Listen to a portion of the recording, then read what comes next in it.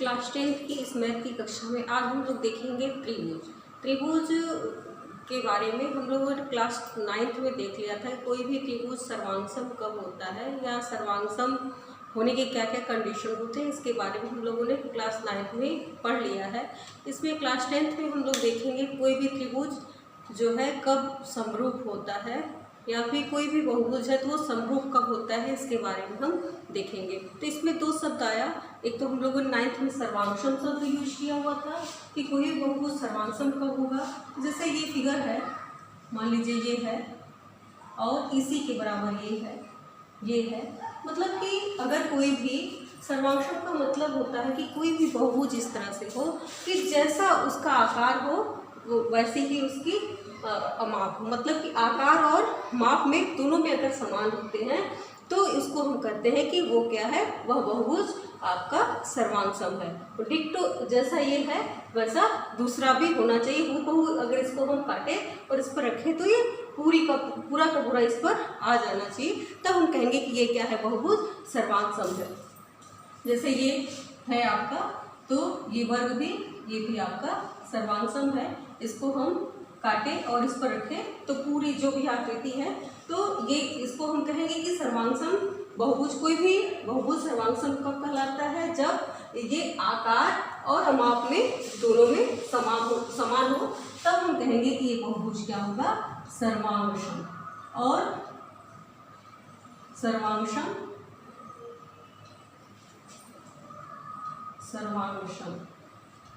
और हम लोगों ने क्लास 9th में देखा था कि अगर कोई भी त्रिभुज, अगर दो त्रिभुज हैं, ये मान लीजिए एक त्रिभुज आपके पास ये है और दूसरा त्रिभुज आपके पास ये है, ये सर्वांगसम कब कहलाएंगे, जब कई कंडीशन थे कि अगर इसका साइड पहला या तो भुजा साइड, अगर तीनों साइड इक्वल हो, साइड, अगर इस त्रिभुज का साइड और दूसरे त्रिभुज ABC और PQR, अगर इसकी साइड AB की साइड PQ की साइड के बराबर, AC जो है PR के और BC QR के अगर बराबर हो जाएगा तब हम कहेंगे कि ये क्या है, सर्वांगसम है। या फिर अगर किसी भी ट्रायंगल का अगर इस तरह से हो कि साइड एंगल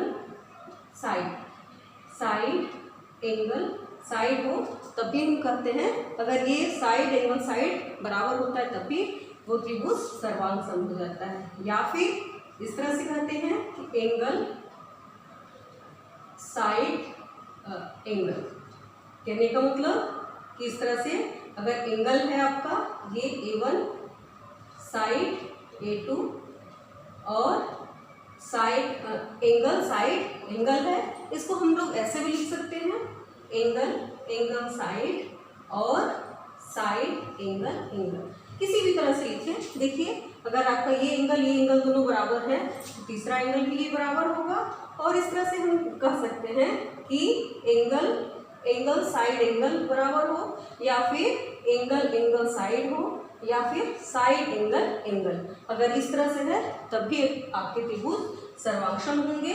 और चौथा हमने देखा था कि इसका राइट हाइपोटेन्यूज साइड, अगर ये आपका कोई आपका समकोण त्रिभुज है, इस तरह से देख लिया जाए कि अगर ये समकोण त्रिभुज है, ये 90 बनाता है, दूसरा भी समकोण त्रिभुज है 90 है, तो ये राइट, ये हाइपोटेन्यूज कर्व और ये साइड, तो इससे भी हम कंग्रुएंट देख लिए थे। तो ये डिस्कशन हम क्लास 9th में कर चुके हैं। अब हमें देखना है कि अगर कोई ये दो ट्रायंगल है या फिर कोई भी बहुभुज है वो समरूप कब होगी, सिमिलर कब होगी। तो समरूप के बारे में हम डिस्कशन करते हैं। तो समरूप का तात्पर्य यहाँ पर ये है कि अगर कोई मान लीजिए ये है, ये आकृति है और इसी के आकार के बराबर ये वृत्त है, तो ये भी वृत्त है, ये भी वृत्त है, ये भी वृत्त है, लेकिन इसके क्या है, माप क्या है, अलग अलग है। इसकी त्रिज्या अलग है, R1 है, इसकी जो है अलग है, R2 है, इसकी अलग है और इसकी अलग है। तो आकार तो समान है लेकिन आकृति ये माप अलग अलग है। या फिर ये वर्ग है और ये वर्ग है, तो ये भी इसके समरूप है। तो इस तरह से हम कह सकते हैं कि वह आकृति जो आकार में तो समान है लेकिन अमाप आवश्यक नहीं है कि अमाप भी समान हो, तो इसको हम कहेंगे कि वो बहुभुज क्या होगा, समरूप होगा। तो हम यहाँ पर आज पढ़ेंगे समरूप त्रिभुज। समरूप त्रिभुज के बारे में बात करेंगे कि कोई भी त्रिभुज समरूप कब कहलाएगी। अगर ये त्रिभुज आपके पास है, एक त्रिभुज आपके पास ये है और दूसरी त्रिभुज आपके पास ये है, ये समरूप कहलाएगी जब इसमें आपके जो मान लीजिए ये ए बी सी है, ये पी क्यू आर है, तो ए एंगल जब पी एंगल के बराबर हो जाए, बी जो है क्यू के बराबर हो जाए, सी और आर के बराबर हो जाए, मतलब एंगल ए जो है एंगल बी के बराबर, angle B equal to angle Q और angle C equal to angle are.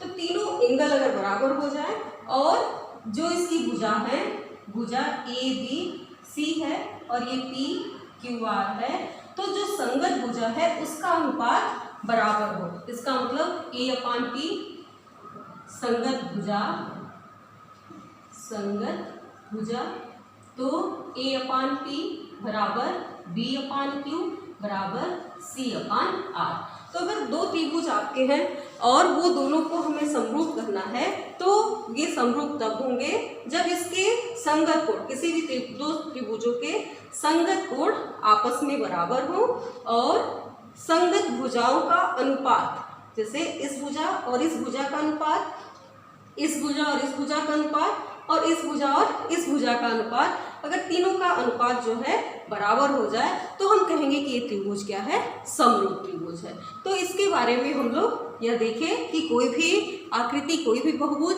सर्वांगसम कब होगा और समरूप कब होगा, इसके बारे में आपको क्लियर हो गया होगा कि समरूप हम कब कहेंगे और सर्वांगसम कब होगा। इससे हम एक्सरसाइज 6.1 के क्वेश्चन को देखते हैं जिससे आपको और क्लियर हो जाएगा।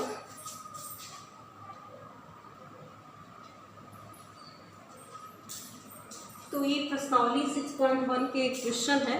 तो अभी हमने बताया कि कोई भी त्रिभुज जो है समरूप कब कही जाएगी, जब उसके त्रिभुज के, दोनों त्रिभुजों के संगत कोण बराबर हों और उसकी जो भुजाएं होती हैं वो समानुपात में होती है। तो जिस तरह से त्रिभुज में होता है उसी तरह से अगर कोई भी बहुभुज हो तो सभी बहुभुजों में भी ये चीज़ें लागू होती हैं। जैसे ये चतुर्भुज है तो या फिर पंचभुज हो, जिसमें भी हो तो उसमें हम देख लेंगे कि संगत कोण बराबर होने चाहिए और भुजाएं जो है समानुपाती होनी चाहिए, तब वो समरूप कहलाएगी।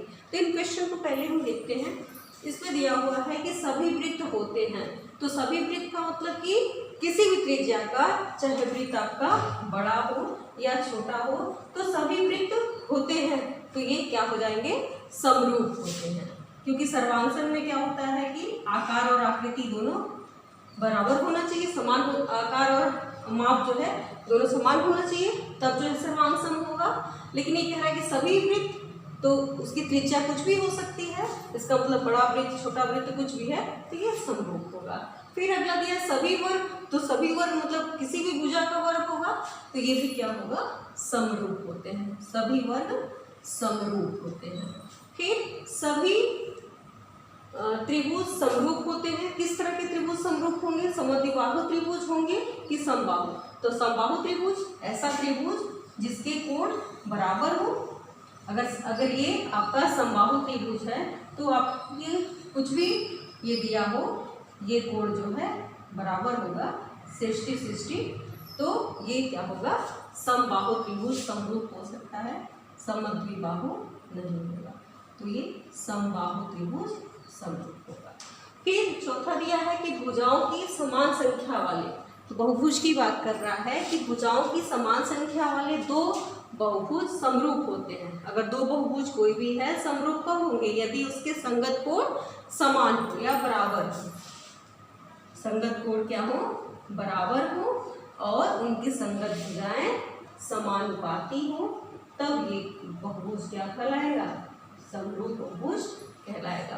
तो ये बहुभुज आपका दिया हुआ है, इसको बताना है कि ये समरूप है कि नहीं। तो इसके कोण को देखें, तो ये कोण ये न्यून कोण बनाएगा, ये तो आपका राइट एंगल बन गया, समकोण त्रिभुज है, यहाँ पर छोटा है, तो ये कोण आपस में बराबर नहीं है। भुजाएं तो अनुपात में है लेकिन कोण बराबर नहीं है। भुजाएं देखते हैं, ये पहला जो है 1.5, 3, दूसरा भी सब वही है, तो ये सबका अनुपात 1/2 ही मिल रहा है। तो भुजाएं, संगत भुजाएं तो समानुपाती हैं लेकिन इसके कोण बराबर नहीं है, तो ये दिया गया बहुभुज आपका समरूप नहीं है। तो इस तरह से कोई भी बहुभुज देगा तो उसको हम देख लेंगे कि उसके संगत कोण बराबर हैं और दी गई भुजाएं जो हैं अगर समानुपाती हैं तो कहेंगे कि वह आकृति या वह बहुभुज क्या है, समरूप है। तो किसी भी आकृति में जो भी हमें मिले हम इस तरह से समरूप त्रिभुजों को पहचान लेंगे। इसका कॉन्सेप्ट वही है कि जो भी आकृति समरूप त्रिभुज वो कहलाते हैं या समरूप बहुभुज वो कहलाते हैं जो आकृति में तो जो आकार में तो समान होते हैं लेकिन माप में समान नहीं होते, उसको हम क्या कहते हैं, आपका समरूप कहते हैं। तो इस तरह से हमने देख लिया कि कोई भी बहुभुज समरूप कब होगा। आगे हमारा जो है थ्योरम पीपीटी है, तो उसमें हम लोग देखेंगे कोई दो समरूप त्रिभुज है उसके बारे में, समरूप त्रिभुज के लिए हम देखते हैं। तो थ्योरम नोट किया है,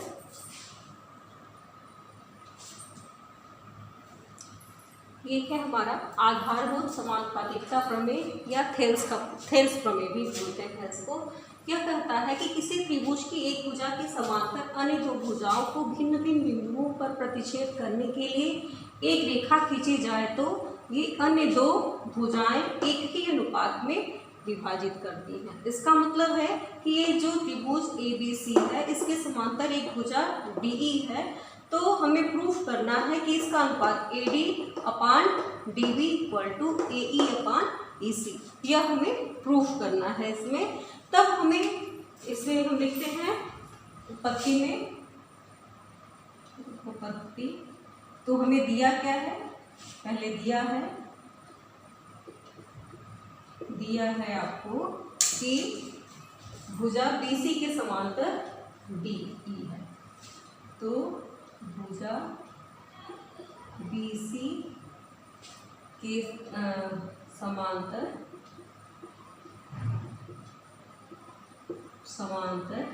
भुजा DE है। इसको हम इस तरह से कर सकते हैं DE = BC, ये हमें दिया हुआ है। दूसरा हमें क्या सिद्ध करना है, इस तरह से उत्पत्ति करेंगे हम लोग। जो सिद्ध करना है वो लिख देते हैं।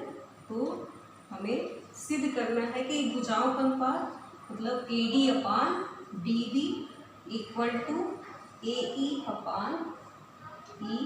AE/EC, यह प्रूफ करना है। और अब हम इसमें कुछ रचना करेंगे, तो रचना में हम देखते हैं कि रचना आपका हो जाएगा, हम यहाँ से इसको मिला देते हैं।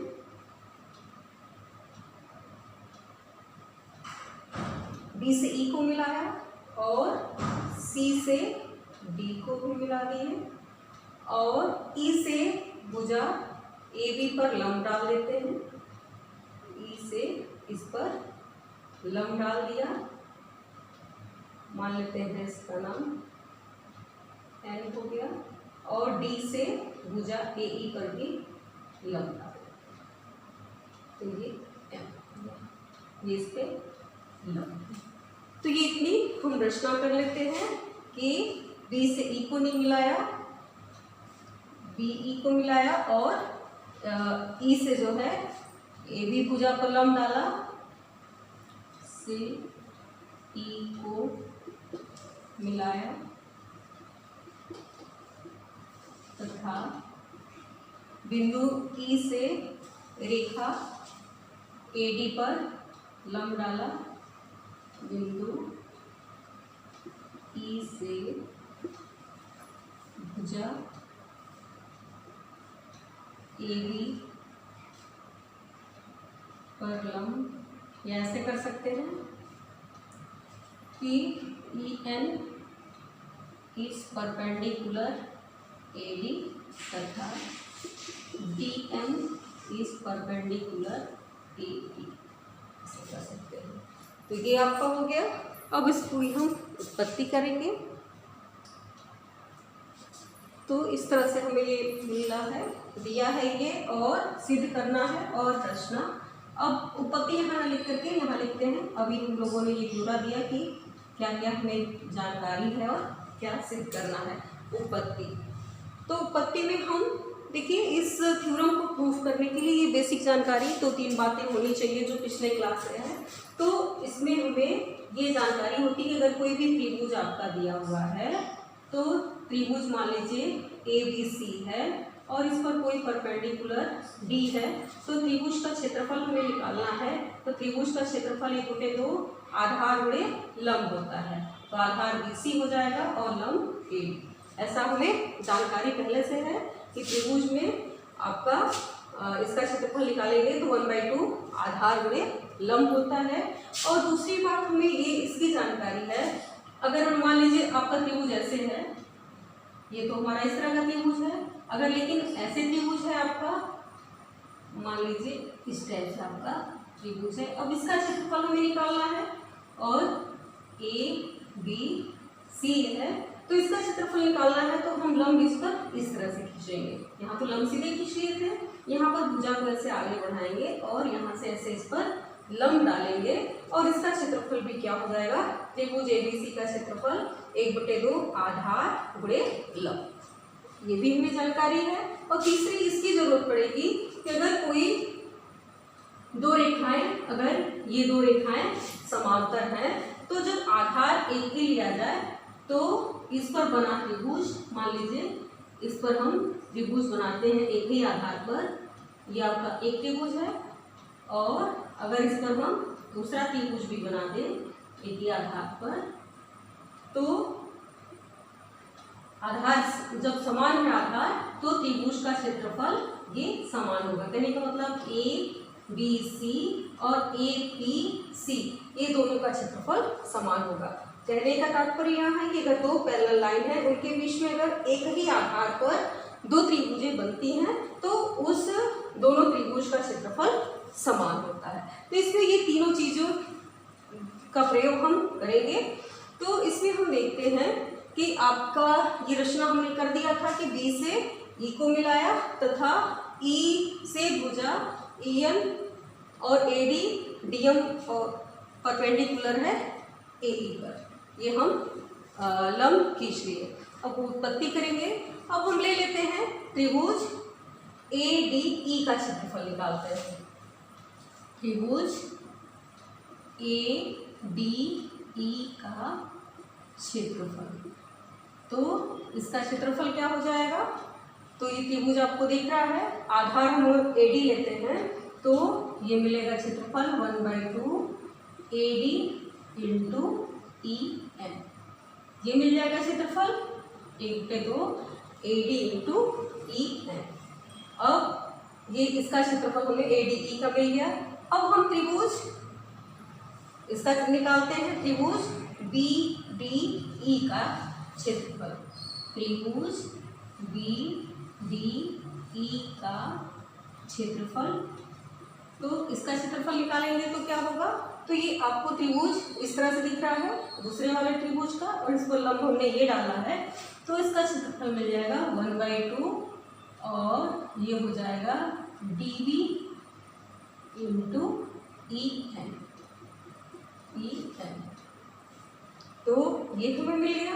अब दोनों का अनुपात निकाल लें, 1/2 कर लिए दोनों का अनुपात, तो इसको हम क्षेत्रफल है तो एरिया आप भी लिख सकते हैं, या त्रिभुज ADE का क्षेत्रफल अपान त्रिभुज BDE का क्षेत्रफल, ये हो जाएगा आपका, मिल जाएगा 1/2 AD इंटू EN अपान 1/2 DB इंटू EN से EN कैंसिल हो जाएगा और ये मिल गया AD अपान D। तो हम इस तरफ इस भुजा पे बात कर ले। अब हम इधर देखते हैं, फिर हम इसका क्षेत्रफल निकालेंगे जब हमारा आधार AE होगा तब। तो पुनः इसको हम रिलेशन 3 दे देते हैं। अब ट्रायंगल AED में ही ट्रायंगल AED में त्रिभुज ADE का क्षेत्रफल, त्रिभुज ADE का क्षेत्रफल। अब यहाँ पर हम आधार बदलेंगे तो 1/2। अब AE पूजा हो जाएगी और उसका लंब ये, तो AE इंटू D ये मिल गया। अब ये दूसरा त्रिभुज, ये आपका त्रिभुज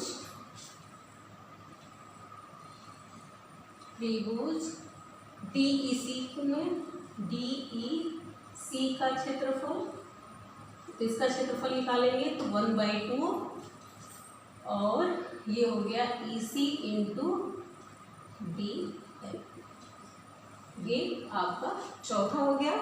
अब ये आपका चौथा हो गया और ये पांचवा। इन दोनों का रेशियो निकाल देते हैं, तो इसका रेशियो हमें मिल जाएगा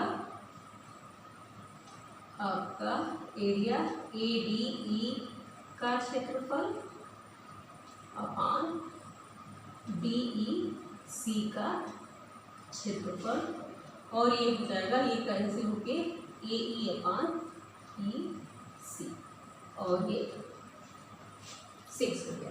तो इस तरह से हमने ये रिलेशन आपका 3 और 6 पर ध्यान दें तो यहाँ पर हमने बताया कि ये BC जो है, BC के समांतर DE है और इसी बेस पर ये आधार पर एक त्रिभुज आपका ये बना हुआ है और दूसरा त्रिभुज ये बना हुआ है। तो हम अब तीसरी प्रॉपर्टी में कहेंगे कि अगर दो समांतर रेखाओं के बीच में एक ही आधार पर अगर दो त्रिभुज बनते हैं तो दोनों का क्षेत्रफल समान होता है। तो इसी तरह से हम ये कहेंगे कि BDE का क्षेत्रफल और DEC का BDE का क्षेत्रफल और DEC का क्षेत्रफल, दोनों का क्षेत्रफल बराबर होगा।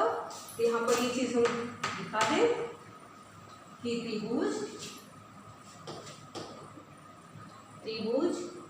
यहाँ पर आप लिख दीजिए BDE का क्षेत्रफल बराबर होगा त्रिभुज DEC का क्षेत्रफल। ये दोनों बराबर होगा, क्यों? क्योंकि समान आधार में त्रिभुज का क्षेत्रफल समान होता है। दो समांतर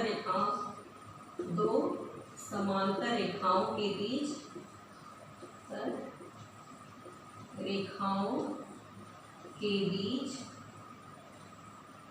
समान आधार के त्रिभुज का क्षेत्रफल समान होता है। समान होता है तो ये दोनों बराबर हो जाएंगे और ये रेशियो बराबर हो जाएगा।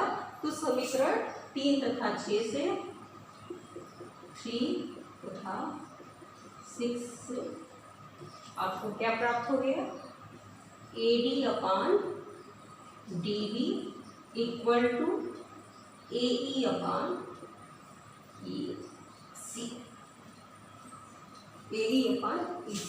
तो इसमें हमने ये प्रूव कर दिया कि अगर किसी त्रिभुज ABC में भुजा BC के समांतर भुजा DE है तो इसका अनुपात AD upon DB equal to AE upon EC।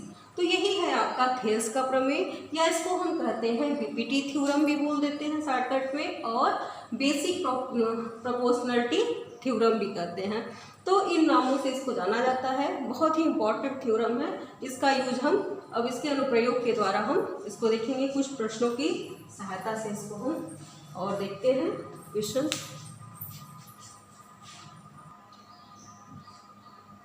इस प्रश्न को हम देखते हैं। आपका इस पे दिया हुआ है कि DE जो है पैरेलल है BC के, तो आपको EC की वैल्यू ज्ञात करनी है। तो अभी हमने थेल्स प्रमेय में ये देखा कि अगर ये दोनों समांतर हैं तो इसका अनुपात AD upon DB equal to A E upon E C. तो ये हमें दिया हुआ है 1.5 अपान 3 और 1 अपान ई सी आपको ज्ञात करना है। तो यहाँ से ई सी इक्वल टू हमें मिल जाएगा 3 अपान 1.5 और ये 2। तो इस तरह से ई सी हमें जानकारी हो गई 2। तो इसके अनुप्रयोग में हम जो है भिन्न भिन्न तरह के क्वेश्चन को देखेंगे। तो बच्चे जो है एक्सरसाइज के क्वेश्चन लगाएंगे। आगे हम अगला प्रश्नावली 6.2 थेल्स के प्रमेय से रिलेटेड जो भी प्रश्न है हम अगले वीडियो में देखते हैं। Thank you.